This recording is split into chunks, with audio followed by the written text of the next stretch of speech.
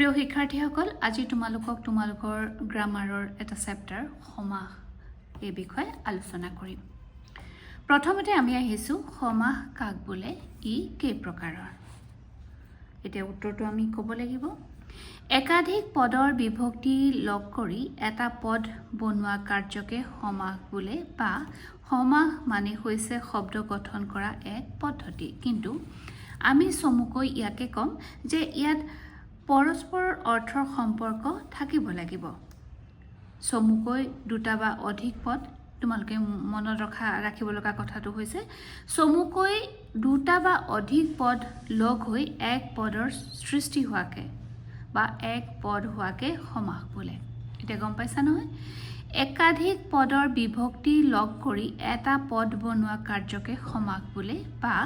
সমাস মানে হৈছে শব্দ গঠন কৰা এক পদ্ধতি শব্দ গঠন কৰা পদ্ধতি হৈছে সমাস ইয়াত পৰস্পৰৰ অৰ্থৰ সম্পৰ্ক থাকিব লাগিব অৰ্থৰ সম্পৰ্ক থাকিলেহে ই সমাস হ'ব চমুকৈ দুটা বা অধিক পদ লগ হৈ এক পদ হোৱাকে সমাস বোলে সমাস কেই প্ৰকাৰ বুলি যদি আহে সমাস হৈছে 6 প্ৰকাৰৰ এতিয়া আমি সেইকেইটা আলোচনা কৰিম কিনো সমাস আছে দ্বন্দ্ব সমাস দুটা বা অধিক ভিন্ন অৰ্থ বুজোৱা পদ লগ লাগি হোৱা সমাসকে দ্বন্দ্ব সমাস বোলা হয় যেনে হৰ আৰু গৌৰী হৰ গৌৰী গম পাইছা নহয় দুটা বা অধিক ভিন্ন অৰ্থ বুজোৱা পদ লগ লাগি হোৱা সমাসকে তাৰ মানে ভিন্ন শব্দ হ'ব কিন্তু এই লগ লাগি এটাই হ'ব হৰ গৌৰী এই তেনেকুৱা তৎপুৰুষ সমাস যি সমাসৰ বিশেষ্য আৰু বিশেষণ লগ লাগি অন্য শব্দটোৰ বিশেষণৰ দৰে কাম কৰে তেতিয়া তাক তৎপুৰুষ সমাস বোলে যেনে গৃহদ্বাৰ ঘৰৰ দুৱাৰ গৃহৰ দুৱাৰ গৃহদ্বাৰ মানে হৈছে গৃহ দুৱাৰ বা ঘৰৰ দুৱাৰ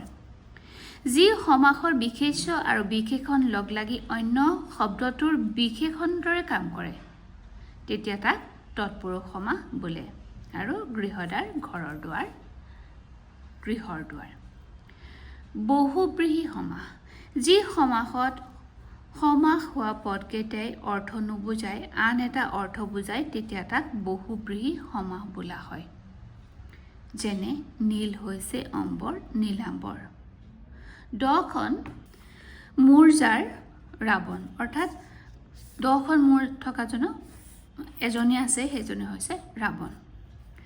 কৰ্মধাৰয় সমাস যি সমাসত বিশেষ্য আৰু বিশেষণ পদ লগ লাগে আৰু অৰ্থ প্ৰকাশ কৰে তেতিয়া তাক কৰ্মধাৰয়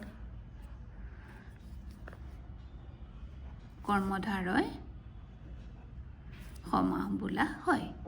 আকৌ কৈছো যি সমাসত বিশেষ্য আৰু বিশেষণ পদ লগ লাগে আৰু অৰ্থ প্ৰকাশ কৰে তেতিয়া তাক কৰ্মধাৰয় সমাস বোলা হয় যেনে জ্ঞান ৰত্নৰ তুল্য জ্ঞান ৰত্ন দ্বিগু সমাস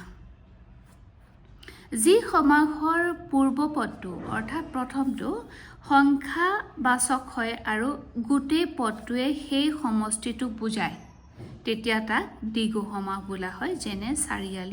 চাৰিটা আলি য'ত লগ লাগে বা আমি ত্ৰিভুজ এনেকুৱা ধৰণৰ কথা সেনেকুৱাও ক'ব পাৰোঁ তিনিটা ভুজ ত্ৰিভুজ যি সমাসৰ পূৰ্বপদটো সংখ্যাবাচক অৰ্থাৎ নম্বৰ হয় আৰু গোটেই পদটোৱে সেই সমষ্টিটোকে বুজায় সেইটো লগ লগাই এটা সমষ্টি কৰি পেলায় তেতিয়া তাক দ্বিগু সমাস বোলা হয়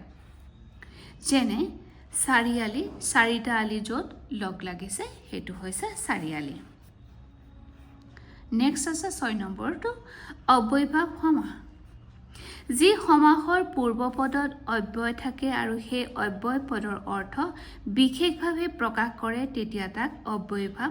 সমাস বোলা হয় যেনে মিলৰ অভাৱ অমিল যেতিয়া মিলৰ অভাৱ হয় মিল নাথাকে তেতিয়া অমিল হয় যথাবিধি বিধি অনুসৰি এটো কমা মানে মই দুটা শব্দ কৈছো এতিয়া হৈছে এটো বিধি অনুসৰি যথাবিধি গতিকে সমাসৰ এইকেইটাই আছিলে আৰু তোমালোকে এইটো কনফিউজ নহবা যে এইটোৰ পাছত এইটোৱে লিখিব লাগিব এইটোৰ পাছত এইটোৱে লিখিব লাগিব এই 6টা সমাসৰ তোমালোকে ক্ৰম অনুসৰি অৰ্থাৎ তোমালোকৰ যিটো লিখিবলৈ মন যায় সেইটোৱে লিখিব পাৰিবা এতিয়া ধৰি লওঁ মই এইটো কথা তোমালোকক বুজাব বিচাৰিছো এতিয়া কৰ্মধাৰয় সমাসটো তোমালোকে 1 নম্বৰতে লিখিলা সেইটো কোনো ভুল নহয় মই হেতু কথা কৈছো এই আকৌ যদি লিখিলা অব্যয় সমাস অব্যয় ভাব সমাস তেতিয়া হেতু কোনো ধৰণৰ ভুল নহয় তোমালোকৰ মনত যোনটো আহে তোমালোকে হেতুৱে যদি তোমালোকক বিশ্লেষণ কৰিবলৈ দিয়ে বা কে প্ৰকাৰৰ আৰু কি উদাহৰণ দি বুজাই লিখা তেতিয়া তোমালোকে এনে ধৰণে লিখিলে হ'ব মোৰ মতে তোমালোকৰ সূত্ৰ লিখিবলৈ নাহে জাস্ট তোমালোকক কৈ দিব যে এইটো কি সমাস বা এইটো কি সমাসৰ অন্তৰ্গত তেতিয়া তোমালোকে এনেকে ধৰণৰ কৰিব লাগিব আৰু হেতু কৰিবলৈ হলে তোমালোকে ইয়াৰ বিষয়ে জানিব লাগিব গতিকে সমাসৰ বিষয়ে তোমালোকে এইখিনি পঢ়িবা আজিলৈ মোৰ ভিডিওটো ইমানতে সামৰিছো